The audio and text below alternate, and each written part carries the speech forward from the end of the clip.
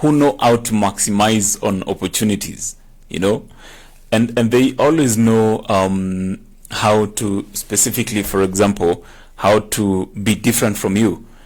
And well, again, it's a very homogeneous competition, mostly in farming, where you come and of course sell off your produce, and people can easily set up a market here, and there's always direct competition or indirect competition next to you. So it's always very good to know some of these factors. Another thing that you should also know is the fact that if you visit a place and there are not very many vendors, or even there are no vendors completely of the produce that you're going to sell, well, it's time to think twice before you can buy space and market your produce.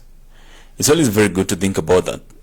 For example, if you're in maybe Nanyuki, where there's no cotton, for example, and you want to sell cotton right there, and there are no vendors much. Of course, in Nanyuki there are not much vendors. Well, why will you do that? And as I always say, don't always aim at being the pioneer of markets. It's not unless you really understand what you're doing, and part of what you're doing is you understand the risk that comes with it, and you've mitigated the risk really well. It's always very, very important to think about getting into a market, not being the not being the first person, the pioneer of markets, because at some point the market might backfire on you. There's always a reason as to why maybe people are not used to that market, or for example, people are not selling in that market. And once there are few vendors who are selling close to the same or even different stuff, is that it doesn't even look appealing to the buyer. And put yourself in the psychology. Let's understand the psychology of the buyer. What are they always looking for?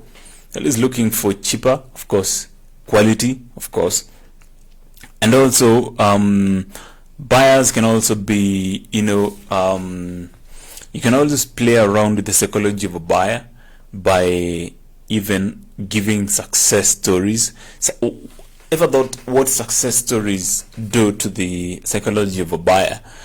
Is that somebody has been through that journey, and this is how they came out of the journey. This is what they achieved. And of course, once you go to a market with no vendors, and you're carrying your produce, it's always very important to understand why there are no vendors. And as I always say, before you can approach the market, understand some of these very, very important things that we always tend to assume, or maybe hope, we hope that it's going to work. We hope that this and this is going to do this way. But then it's always very important to know that where there are no vendors and you want to come in as a vendor, well, think twice about that. Think twice before you can go an extra expense of setting up, for example, setting up a shop or somewhere you're going to sell your produce. So in order to traffic,